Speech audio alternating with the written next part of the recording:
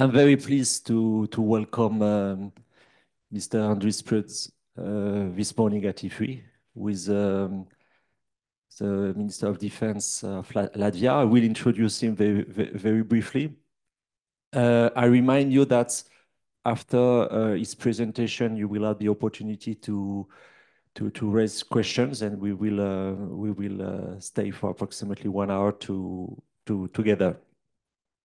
So, Minister, as I said, it's a real pleasure to welcome you because we met, I think, more than 1 decade ago. Absolutely. I will remind very quickly your career. You were educated and trained as an academic. You made your PhD in Poland, in Krakow. After that, you were also a think tanker because you were the director of the Latvian Institute of International Affairs. And in this capacity, we had very good stories together because you were an expert on energy issues, among other things. And after that, you decided that academia, that's wonderful, but maybe politics is more exciting. So you decided to join the parliament. Well, you were elected before joining the parliament. And you were appointed as the Minister of Defense in September 2023. So for all these reasons, we are very happy to welcome you this morning at Ifri, given also the strategic context. Your presentation will be on your perspective on European security, given, of course, the positioning of Latvia. It's very important in Paris to understand your views, to have a better understanding of your views. And as I said, after that, if you would agree, we will exchange with the people in the room. Before giving you the floor, I would like, of course, to say a few words to your ambassador, Mrs. Alice Balod. Welcome, Madame l'Ambassadrice, and of course to Manuel Lafont-Rapnouil, who is the French ambassador in Latvia and a long-standing friend of Ifri. So welcome, Manuel, as well. Minister, the floor is yours. Thomas, dear friends, dear colleagues, first of all, it's a great pleasure to be back in France, to be back in Paris, to be back in Ifri. It's good to meet old friends. And of course, certainly you are one of the best old friends. So certainly we've been already knowledgeable or acquainted for some time. Because I remember that last time I was actually in Ifri, if I remember correctly, it was during the Latvian presidency in EU in 2015. So we've been giving also presentation here, and already then we knew each other for more than a decade. So it means that we've been familiar with each other with what we've been doing already for some time. But of course, once more, I see also some familiar faces here. So it's a great pleasure. It's a great honor to be in Ifri. And it's a great honor also to be here. And of course, it's very valuable and important to provide some insights, how we look at the things, what are our actions, and what could be the next steps. Because at the very end, we are all building our security together, European security together. So that's why it's important also to realize what kind of circumstances, what kind of challenges we are all facing. What kind of homework we are doing multilaterally, and what kind of homework we're also doing nationally. So that would be the sort of main focal points in my introductory remarks. So what is situation, how we assess this, where we are right now, what is NATO and European Union doing in this regard, and what also Latvia is doing in this regard. So to provide also Latvian perspective. Yes, and I have here also my Latvian colleagues to assist if necessary. Actually, of course, there is ambassador, but I would also sort of directly may say that there is also the Latvian former Minister of Defense, who is my advisor, who was also ambassador of Latvia to NATO and also to France. So he is also well acquainted. So if any questions which will be more complicated, so I will ask him to come to the stage and provide some answers. So we'll do it in a teamwork. Anyhow, so once more coming back, so where are we now? Of course, it is a existential, in a sense, in many ways, situation where we see some shifts of tectonic plates, where we see a number of quite important fundamental changes geopolitically on European continent and also more widely, globally as well. Of course, I will repeat already what we all know. What takes place in Ukraine, it has a long-term fundamental consequences. Of course, Ukrainians are fighting for their freedom, for their independence, for their sovereign decisions, as well to make choices as a sovereign nation. At the same time, of course, implications are much wider for European interests and values, for European credibility to act, for European credibility to reach results, for European assessment, realizing that what we are all facing, it is a challenging, difficult times, and we must, of course, mobilize ourselves, consolidate ourselves exactly to deal with those circumstances we are all facing. But it has wider implications, especially for small countries as Latvia. We believe that it is what kind of global world order we will be facing, we will be experiencing in years to come. Is it a rules-based international order, or is it something else? What we see in Ukraine, it's a 19th century imperialistic ambitions, 20th century brutal, tragic trench warfare, and 21st century technological innovation as well. So we see a number of those things overlapping. So, and it, of course, gives a lot of thoughts to think, but not only thoughts to think, but also actually the homework to do. What we are facing is aggressor country Russia. And again, of course, I can expand of how we see Russia, but I believe that there is a common understanding and common mindset.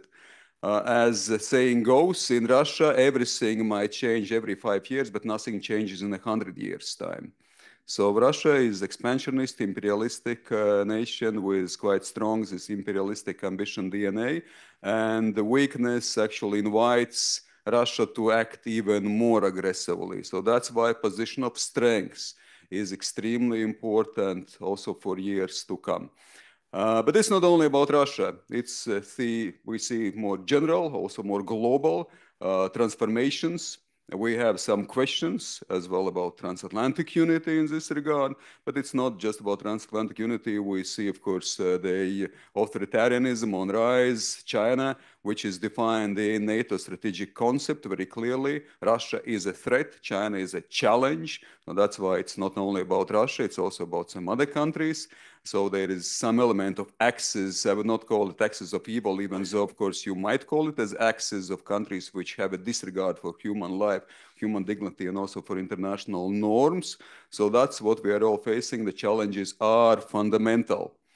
I can go on this, but because the common mindset is extremely important, common threat assessment is extremely important, because this is the basis order to build a next steps, next homeworks, what we should all do together, but also nationally. On a more wider perspective, what we do together, the glass is half empty or glass is half full. I would say on some issues, glass is half full, because we realize what we are all facing, that we are facing a dangerous situation, we are facing aggressor countries, they face existential developments in Ukraine with a long-term implications for the European and global security and rules-based international order. So the mindset must be there, and I think this Zeitenwende, Germans call it the change of minds, has taken place, and this is an important starting point. In this regard, I think there is the good starting point. The glass is half full, because we realize what kind of challenges, what kind of risks and threats we are facing. But at the same time, homework certainly must be done as well. Transatlantic linkage, from Latvian perspective, we believe it is extremely important. And the transatlantic linkage has shown its strengths in the past years, again, with defining clearly what is a threat, that we need a common action. The understanding that we need to not only speak, but act from positions of strength, that we should invest in our military, in our defense. There has been this understanding that I think NATO has proven its attractiveness, its appeal, its strengths by attracting two additional nations, Finland and Sweden. After 2014, Finland and Sweden didn't make the choice to sort of move closer to NATO. Yes, to move closer, but not to become part of NATO alliance.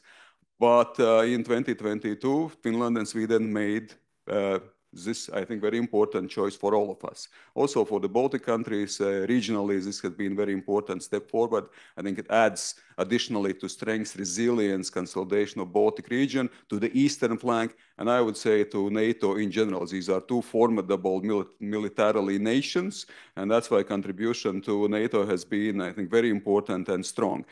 Which also means that NATO has gained, but also I believe that Finland and Sweden has gained by joining NATO. So once more, which attests to the strengths and attractiveness of NATO as a security alliance.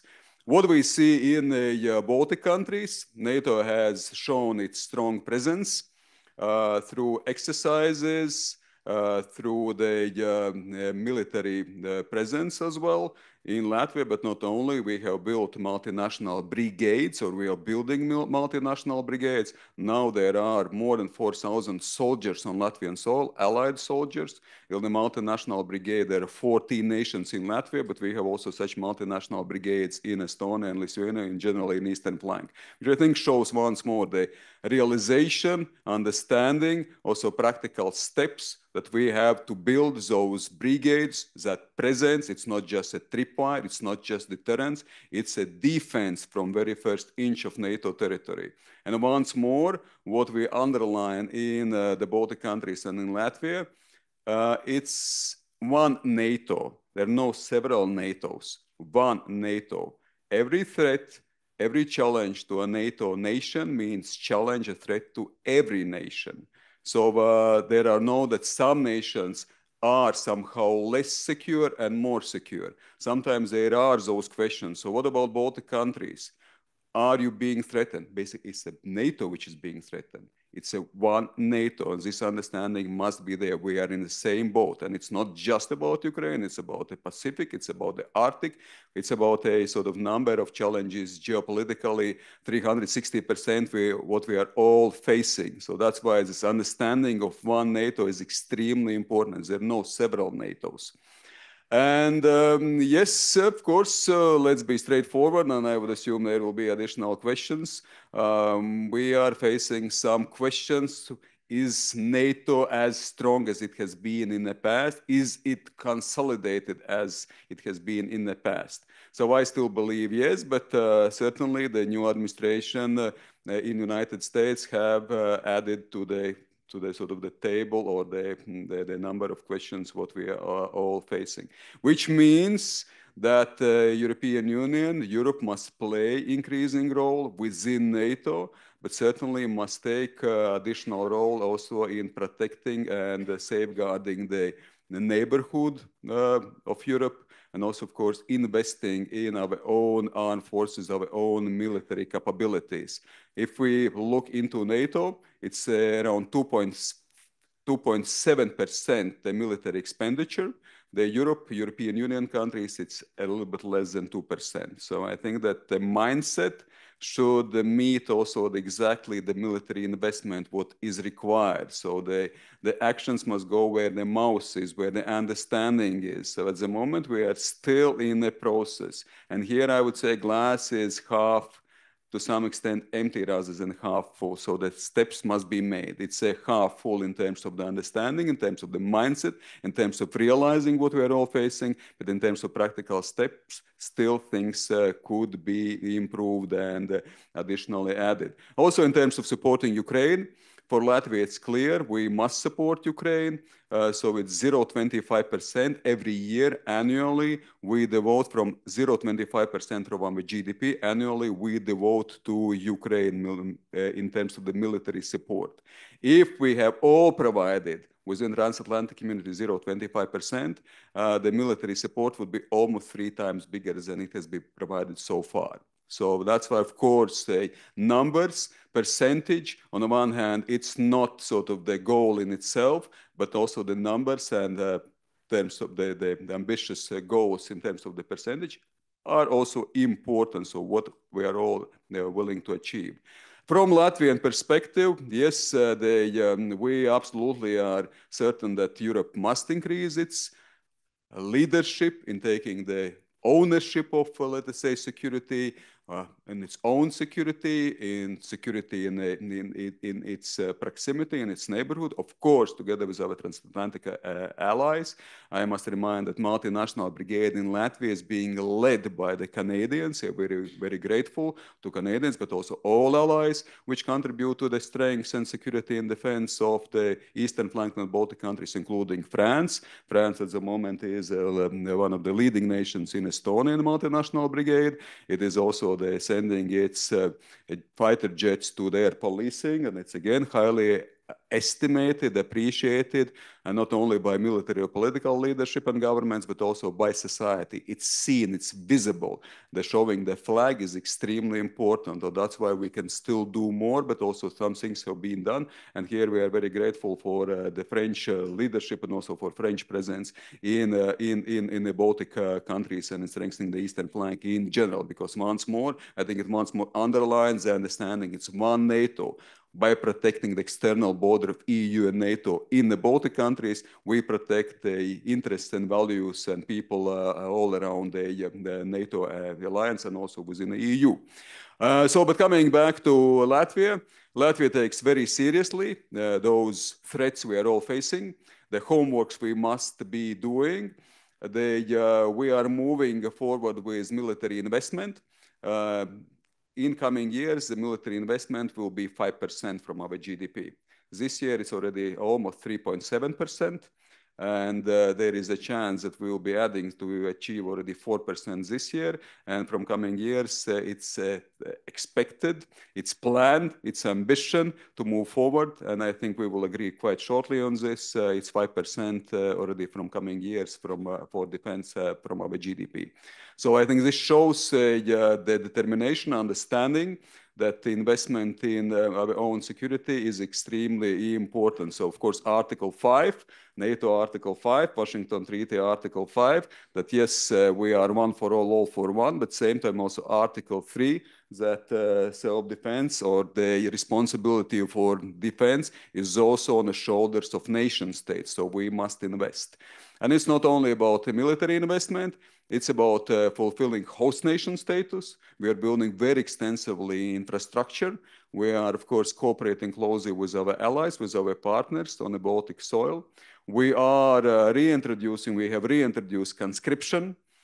So we realize also that, of course, quality is extremely important, but also numbers are important. So the military training for all male, and we believe at some point also for male and female, is important to show the comprehensive defense, that we are comprehensively understanding what we are dealing with, how important is the investment in security, how important is to let through the education, practical experience with some skills and knowledge for our younger generation especially. So that's why also the specific framework must be made. Yes, Estonia never gave up a conscription. Lithuania reintroduced conscription after 2014. We reintroduced conscription after 2022. So we realize that it is important also to follow, let us say, our Baltic Nordic experiences and exactly to provide this basic military education and skills for our society and especially for young people. Additionally to this, we have introduced even some military defense program in a schooling system, that already young people are being educated and can learn some of the necessary skills and needs what we are all facing. But of course, we are building our military. There is a lot of equipment which is being now provided. We are building our military industry. As a small nation, we realize how important it is to invest in technologies, artificial intelligence, 5Gs, electronic warfare, counter-drone activities, drones. So together with UK, we are leading drone coalition as well, which is capability coalition supporting Ukraine. But it's not about just supporting Ukraine. It's about building our own knowledge and industrial and technological base to build our own drone armies to go, of course, with the time, with requirement of the time, to be as technologically advanced as it is possible. So for small nations, especially important, but it's not only for small nations. And here again, we are happy to cooperate with France to find common language, common projects. I'm meeting also during my visit with industrial representatives because we believe that it's about political and military cooperation leadership, but it's also, of course, about connecting the knowledge, industrial-based technologies together. And France has, of course, a lot of potential in this regard. Not surprisingly so, and we would be happy to, of course, develop those partnerships, strategic partnerships in all those domains with our French counterparts. So I'll finish here, at least temporarily, and thank you so much once more for having me.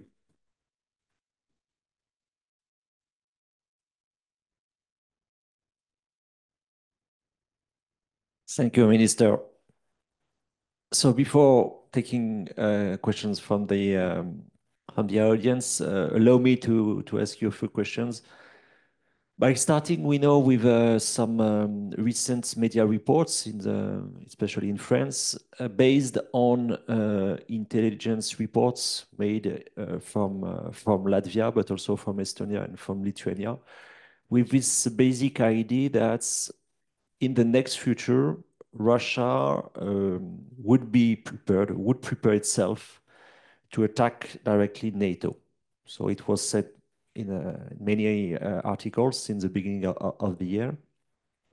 So could you elaborate on these assessments and also the timeline you have in mind, because it is something highly important, of course, for Latvia, but also for all NATO members. How do you explain, this joint assessment made by the three intelligence services in Latvia, in Estonia, and in Lithuania?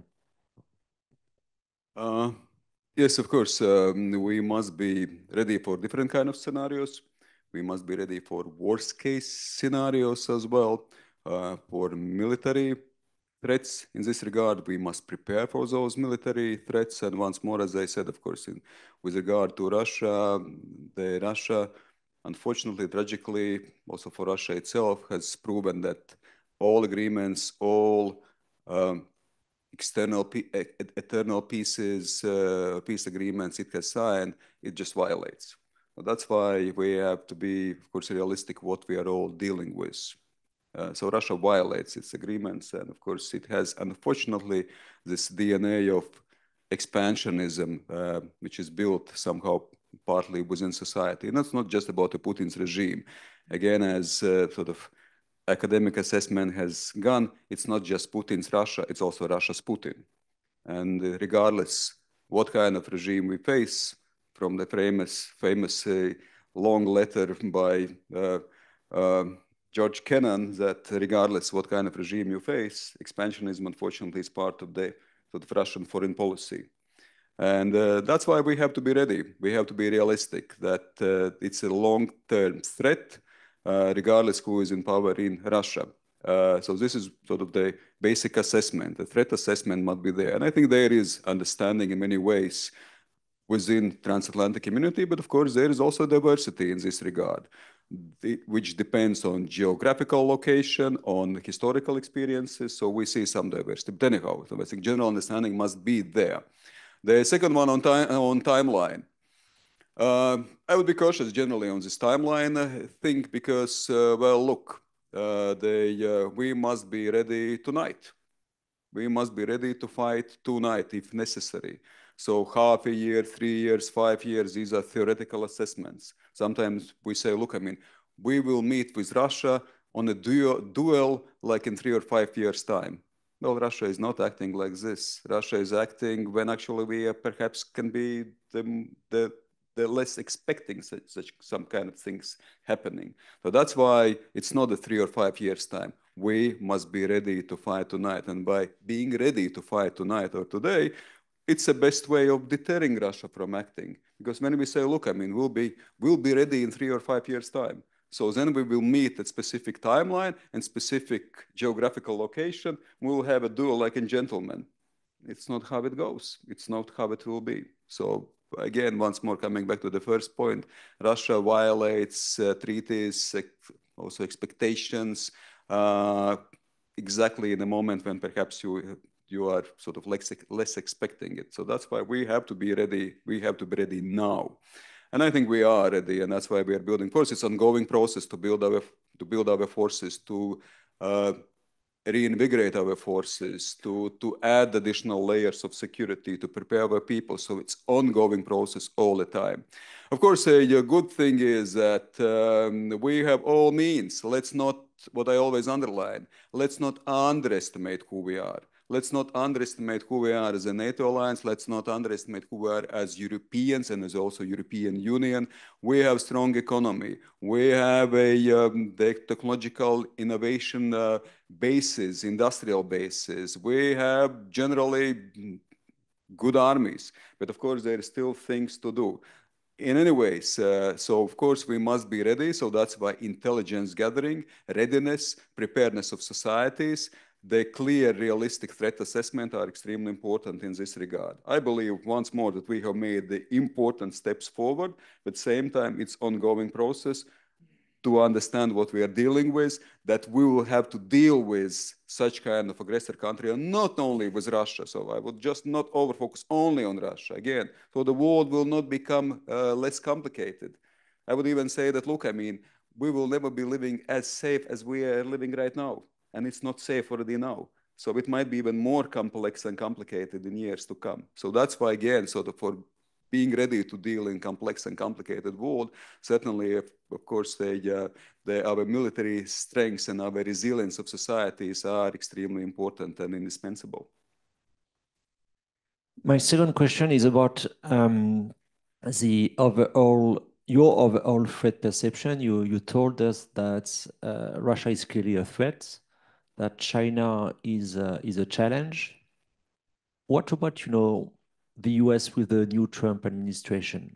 How would you define this new administration, given the fact that the surprise coming from this administration is not really the initiative for a ceasefire? It was announced by President Trump during the electoral campaign.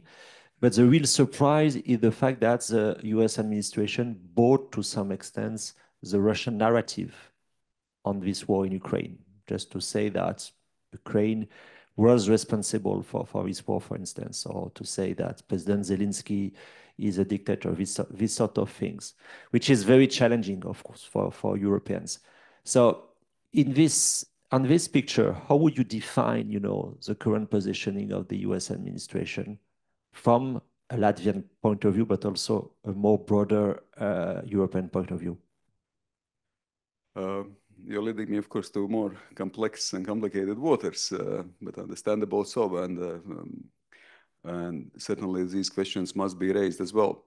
From Latvian perspective, United States is strategic partner and strategic ally.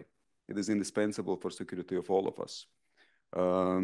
So here, certainly, we once more underline importance of transatlantic partnership with Canada, with United States. And again, we must remember that there are 23 countries out of 27 European countries are NATO countries, which also means that there are 23 countries out of 32 are European Union countries, but there are still 9 countries which are outside of the European Union as well. So there is a number of countries, and of course, United States is one of them. But anyhow, so the United States is a strategic partner and ally. At the same time, yes, of course, now as we see, there are some complexities and some, in a sense, contradictory signals what we are receiving. I would put, let's say, how we must react. As Bismarck has expressed, you know, you don't commit suicide because you fear of the death. Yeah, so of course, still this transatlantic alliance, transatlantic partnership must be cultivated. We of course must also address together what are some concerns from our transatlantic partners. And one concern is absolutely legitimate. It is about European investment in its own security. It's about investment in military. It's about a fair burden sharing. It's what I mentioned in the previous data that if we invest, some of us, more than 3% or close to 3% all together, so the European Union countries invest less than 2% or altogether around 2% if European allies within NATO. So certainly these numbers, if we speak about fair burden sharing, if we speak about efficiency of our troops, because there are a number of troops in European countries. I mean, we speak about almost 2 million people under arms. Just the question is how efficient it is. How efficiently we can also support some of the missions, some of the tasks, some of the ambitions in this more global, complex world. And here, certainly, we have to show that we invest, that it is that we are fair burden sharing partner, that we are able also to support in some of the wider missions, and not only on the European continent, but also, as I mentioned previously, in Pacific and in the Arctic. So it must be wider also, the picture. So that's why, yes, there is, I think, some important, how to say, the revision of our own homework, so what must be done exactly if we believe the transatlantic partnership is important and indispensable. From Latvian perspective, it is. The unity is absolutely crucial in those difficult times. As for some of the statements, yes, there has been criticism. I've been critical on some of the statements myself, I must admit. That some of the statements that Ukraine must give up its territory even before negotiations started can be evaluated critically. But again, there have been quite a number of contradictory signals. Let's not react immediately, or let's not assess every statement which has been made. The most important is the end result, what we all be achieving. And again, we see that also Donald Trump is expressing some concerns and some criticism with regard to what Russia does. And coming back what Russia is, I'm certainly sure that there will be more and more bases for actual United States administration who starts with a willingness to provide peace, will be quite quickly disappointed in what kind of Russia they are facing, what kind of Russia we are facing. And that peace with dictatorship, which has a deeply ingrained aggressiveness in its sort of system and its political logic, will be very difficult to achieve. You have insisted on the need, of course, for unity among Europeans. We had this recent white paper produced by the EU, which is an interesting step. How to preserve this unity, and how would you react, for instance, if you observe some bilateral security agreements between some Europeans and the Americans? The fact that some countries maybe would decide to try to get some more bilateral security relations than the relation within NATO. What sort of reaction should we have in these circumstances? Well, I would still underline the importance of NATO. NATO as a more successful security alliance, as a collective defense alliance, 32 nations, everyone benefits from being part of collective defense alliance. Everyone, it means, and I believe it's, of course, Latvia, it's France, it's United States as well. We have built a system which is beneficial to our interests and our values, which is beneficial to global security. And that's why NATO as a collective defense alliance certainly is instrumental, indispensable for keeping the like-minded community together, and also for ensuring peace for our nations, for our people, but also more widely, where we are not moving to the world where sort of everyone is pretty much only responsible for itself and where the might dominates international political logic, which certainly will be undermining everybody's interests and security. But that's why collective defense alliance is crucial. One for all for one is crucial. It is the rock we are building our security, our defense, our welfare, our development. At the same time, I would say it doesn't exclude that within NATO alliance, there are also some dynamics and some development. As I mentioned previously, it doesn't mean that, of course, European Union should shy away for its responsibilities to contribute to invest more its own security and also especially in security or responsibility for security or in its neighborhood, in its proximity. And this debate goes on for decades, starting from what happened in former Yugoslavia, from Bosnia and Herzegovina, and it, of course, moved forward for some time within EU itself, so that we have to have those headline goals, we have to have, let's say, more also the responsibility, we have to have the quick reaction forces. So also within EU strategic compact, we've seen those things. So that's why things have been developing already basically for decades in this regard. And I think this is additional wake-up call, additional invitation, and not only from the East, but now also additionally from our Western transatlantic allies that look, I mean, please invest more. It cannot be that just that we provide you the sort of strategic security umbrella and you would not invest. So I think this is very important that we certainly subscribe to this. So this has been certainly one of the invitations by Donald Trump administration during the first administration. It is now, and the Hague summit in this regard, the NATO Hague summit in coming months will be crucial and important as well. So to show the commitment, to show the ambition, to show the understanding that we can do. And I think it's at the very end, it's in the interest of European nations themselves to invest more and to be more efficient and to be more unequal as well in debating and discussing the global security and our own security. But coming back to those different formats, I would not here over dramatize somehow that there could not be different kind of formats within NATO or sort of under the umbrella of NATO as well. We have, for instance, JEF, Joint Expeditionary Forces, 10 nations under the leadership of United Kingdom.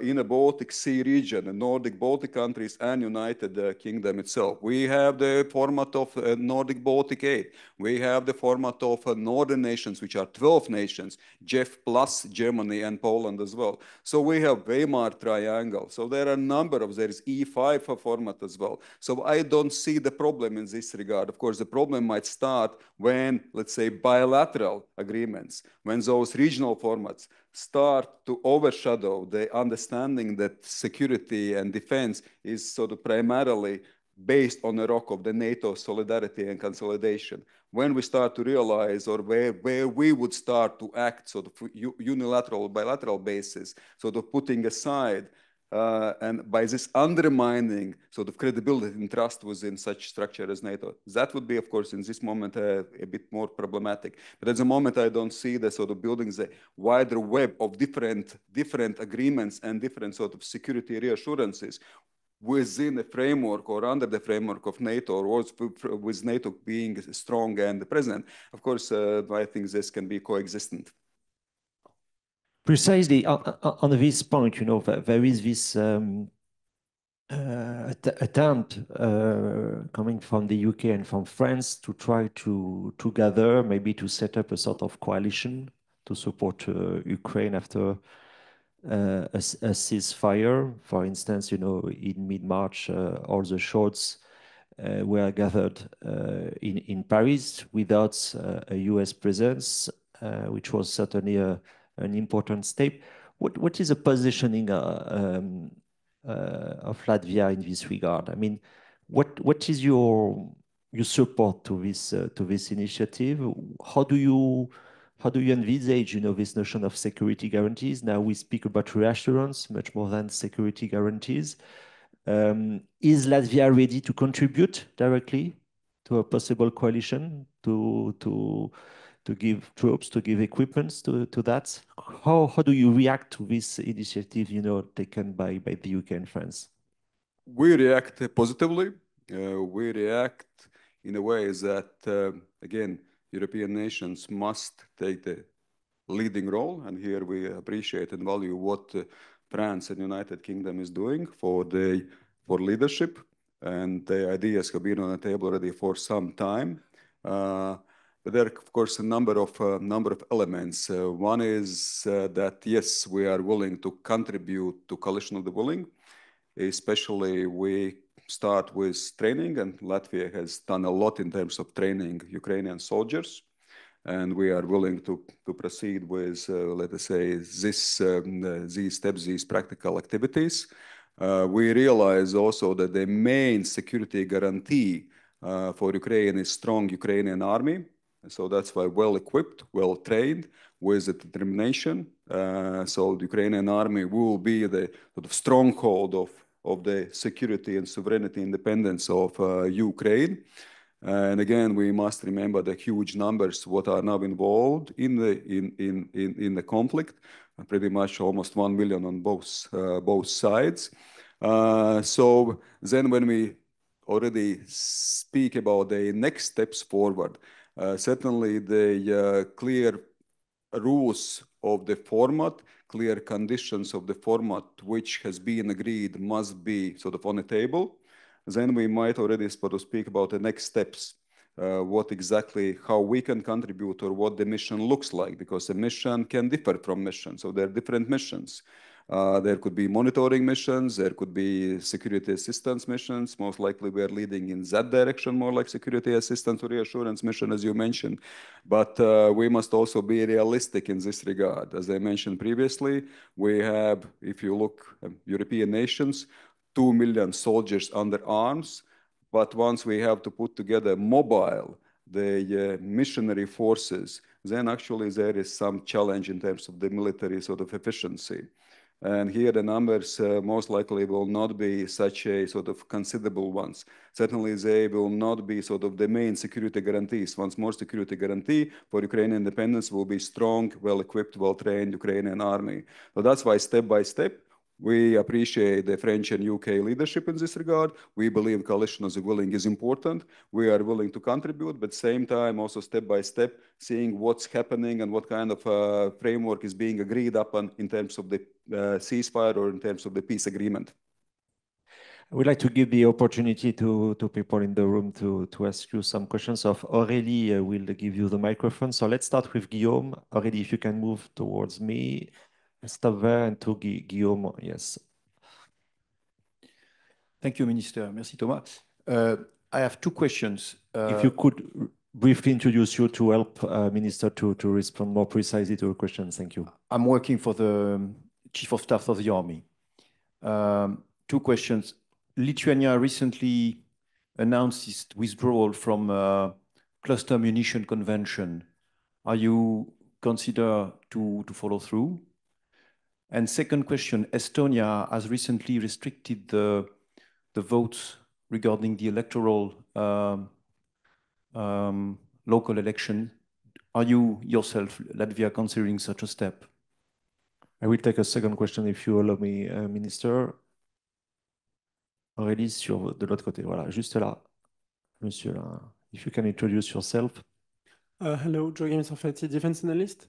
Thank you for the presentation. I would like to know how you envision Latvia's positioning in the defense industry value chain.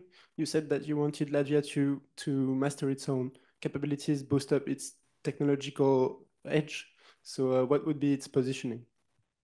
Let's start with these three questions. Okay, thank you. Thank you. Very good questions. To the first two questions about Oslo Convention on cluster ammunition and also on electoral changes, my short answer would be no in both cases. What do I mean by this? Lithuania has withdrawn from Oslo Convention on cluster ammunition. We will not follow the suit because we have never been part of this. So we never signed the convention.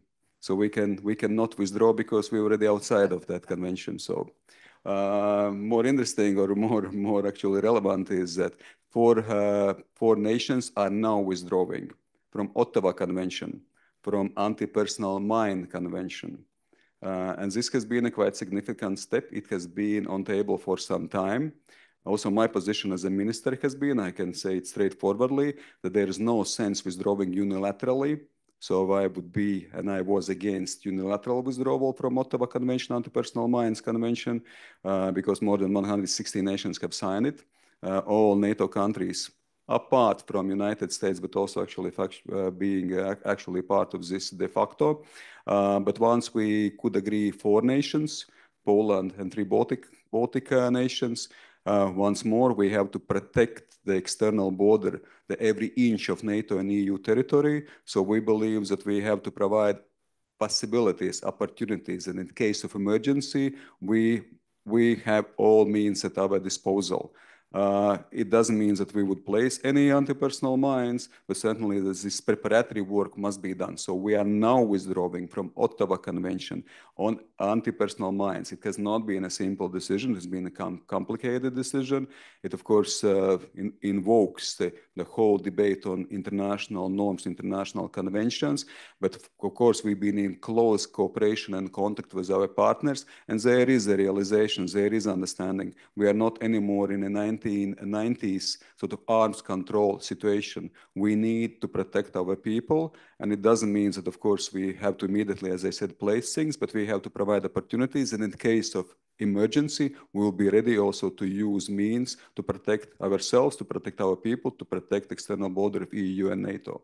On electoral changes, also my question is no, because we've never had a similar approach as Estonians had. Estonians had a law, a legislation that non-citizens can vote in municipal elections. In Latvian case, it has been debated, heatedly debated in the past, what exactly this concept means. But anyhow, so the so-called non-citizens, people who don't have Latvian citizenship but live on Latvian or Estonian soil, in Estonia they could vote in municipal elections. In Latvia, they never could vote in municipal local elections. So we don't have to make any changes. Actually, now Estonia follows what Latvia already has made decision from very beginning. On a military industrial base, we are we are open and ready to act in all domains. Respectively, what do I mean by this? We are willing to be part of the supply chains, and there are really good examples of this, that we are providing, let us say, some parts in a wider chains, and then already the, let's say, product goes to Latvian armed forces. We are establishing the partnerships in this regard. Just last year, we applied to European common funding for the modular charges for production of ammunition, together with Norwegian, Finnish Namo company, together with K&S, French and Italian company as well. And next year, we'll be having a production line with transfer of technologies and knowledge and cooperation in Latvia, producing those modular charges, which will be going to the Latvian armed forces, but also to the wider the Baltic partners as well. And this is just one example. So of course, we are willing to have this example in any domain. And we are building our armed forces, as I mentioned, about 5%. So far, more than 40% of our funding goes exactly for acquisition of equipment, military equipment. But when we sign agreements, we always kindly invite our partners at least 30% to invest locally in military industry. So everybody is gaining. It's a win-win for everyone. It's a win-win for armed forces. It's a win-win for a producer. It's a win also, of course, for developing a strategic cooperation and also industrial partnerships, where I think we are very good at. And we believe that here we can also provide a lot of sort of also our added value. It's exactly which is related to the new technologies. The 5G, there is the first 5G testing ground in Europe already established in Latvian armed forces in 2020, and we are inviting our partners internationally. Every year we have a very good 5G demonstration day as well, with partners involved. Of course, everything which is related to electronic warfare, everything which is related to drones. We had a very serious incident when Russian Shahed drone crashed on Latvian soil last September. It was not only a political challenge for me as a minister, but of course it was once more a reminder of what kind of existential threats, what kind of danger we are facing here in our neighborhood. And of course it also once more reminded ourselves how important it is to develop ourselves in terms of the new technologies, in terms of also counter technologies. And here we are testing different kind of technologies. Latvia is a very good place and space. We have some space also to test, let us say, drones.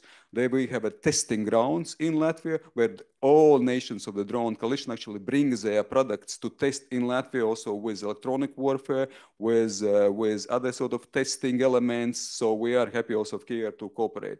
So that's why there is a lot of activities what we can do together. We believe this is extremely important to sort of consolidate those things, to expand those things, and white paper, what you referred to, also of course indicates in this regard that our military industry is ready to reach those military targets which have been defined by NATO, but not only, which defines by, I would say, common sense and just military logic, that we need to develop the resilient, strong, efficient forces which are ready to defend. And by being ready to defend, actually, it's the best way to deter even any intention or ambition to do anything which would be detrimental to our people.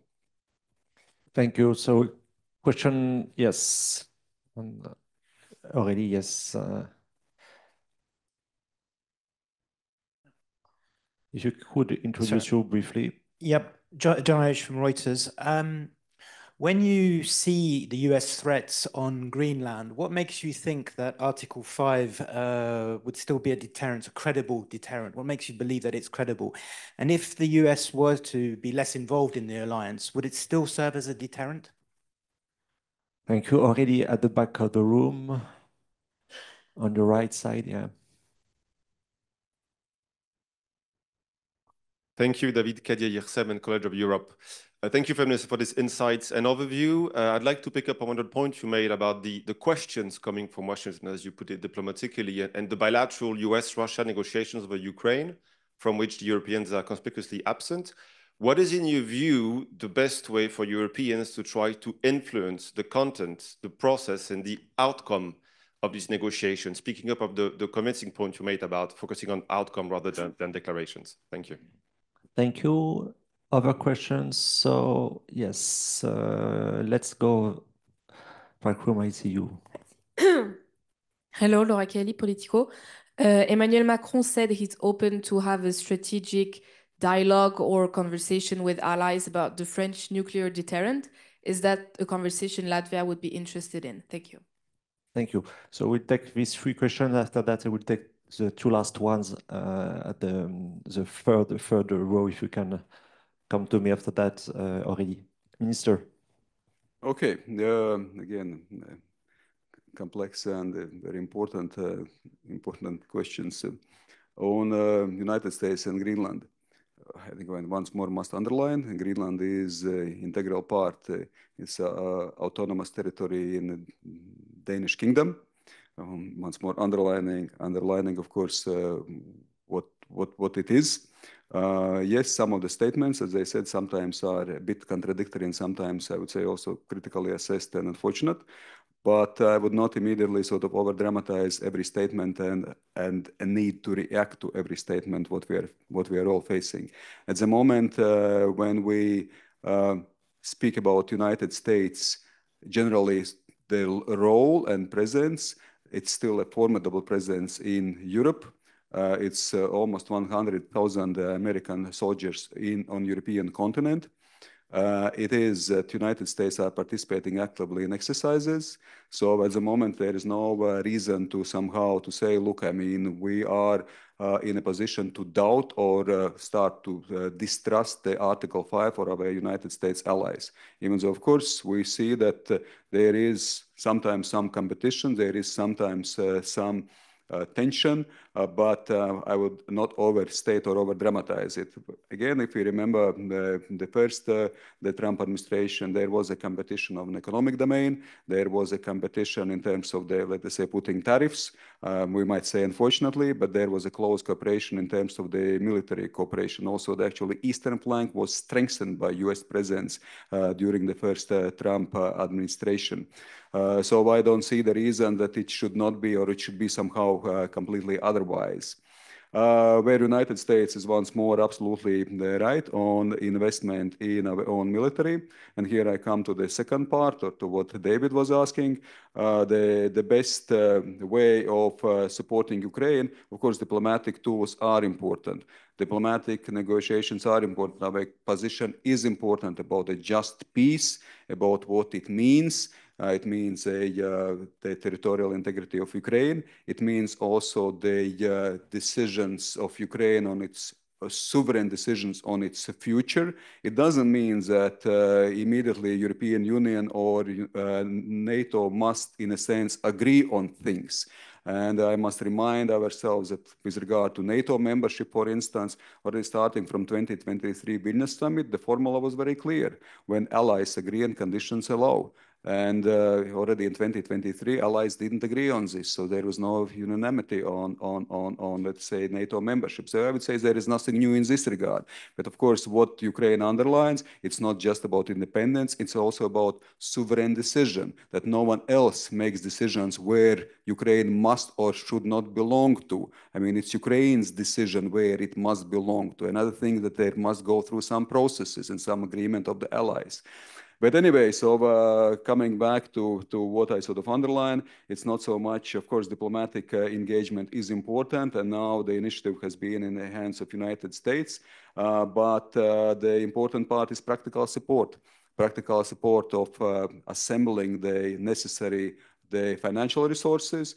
They're putting together the coalition of the willing to show that our intentions are not just intentions on a paper, that we are able to implement those intentions and ambitions, that we are able to implement coalition of the willing, that we are able to provide, let's say, the necessary equipment, necessary financial support, and necessary training for Ukrainian soldiers. So that's why practical steps. Now is time for practical steps, practical activity. So implementation, implementation, implementation, I would repeat 3 times. Coming once more back to NATO, sort of, I remember that my first visit to, not my first visit, but when the first time also they met my United States counterpart in Brussels, Ramstein format, and then also the NATO format. Yes, there were some statements on how the peace must look like in Ukraine from United States perspective, which has been differently assessed from the European and also Latvia's perspective. But there was completely the same understanding. NATO must be stronger, NATO must be more efficient, and as a Secretary of Defense Hexet sort of use the wording, more lethal NATO is important. So more lethal even underlines sort of the necessity exactly for allies to contribute to more lethal NATO, to the Article 5, and to some extent also the willingness or not agreement to have the Ukraine within NATO actually shows once more that NATO is in many ways, it is achieved a lot, but sort of the additional efficiency, additional lethality, if we may say so, is absolutely crucial. And the third question was on? Nuclear deterrence. On nuclear deterrence. Easy. It is. It is. And of course, there are, well, 3 nuclear nations, as we know it, in NATO. Of course, France has always kept its, in a sense, autonomous approach with regard to nuclear policies. So that's why the common NATO nuclear planning is so far has been more actively involved with United States and United Kingdom. We realize, of course, that United States have all the strategic toolbox at hands. France also has some toolbox, but I think in this case, so the conversation must go on from all sides involved, including from French perspective as well. But the France is the only EU nation which is the United Nations Security Council veto member. It's of course also the only EU nation with a nuclear strategic capability. So here we see that there is a potential for the further steps also of the conversation and the dialogue. Thank you. We'll take the 2 final questions. Madame and...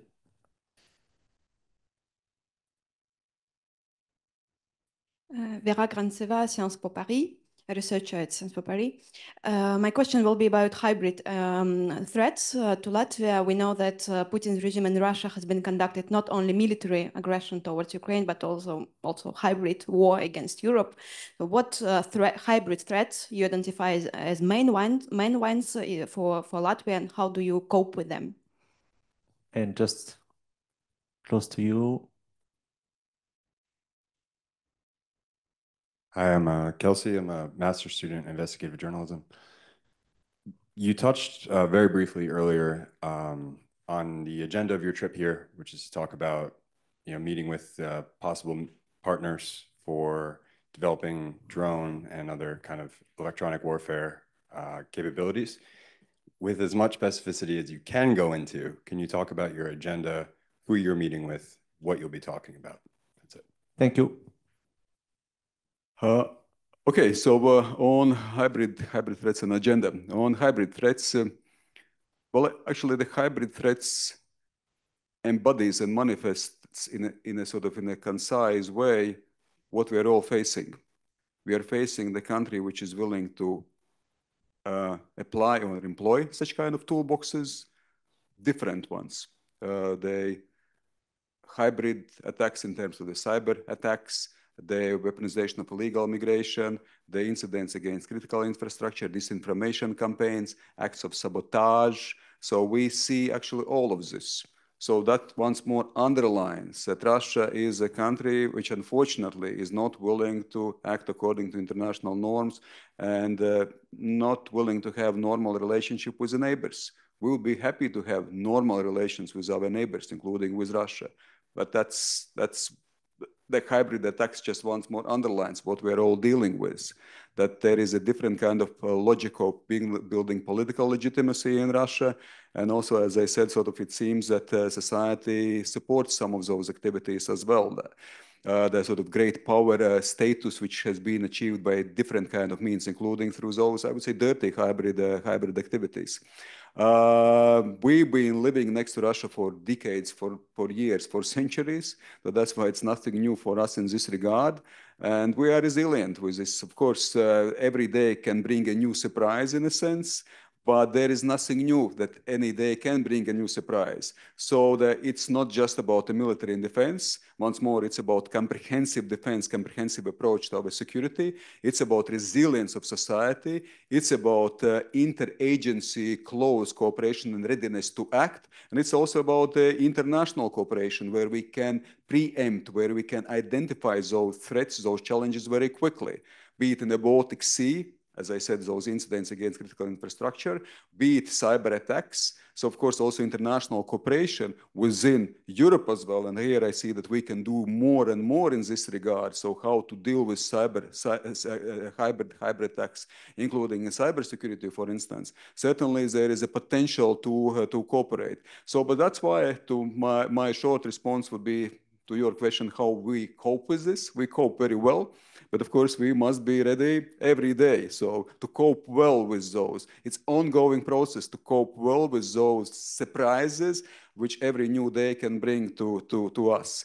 On agenda, there's no any secret. Of course, sort of I'm always willing to meet with, of course, my counterpart. I am willing to meet with industry because industrial base, technological base is extremely important. But I am very much willing to meet with intellectual policy makers and shapers in terms of the mindset, as I started with mindset sort of basis.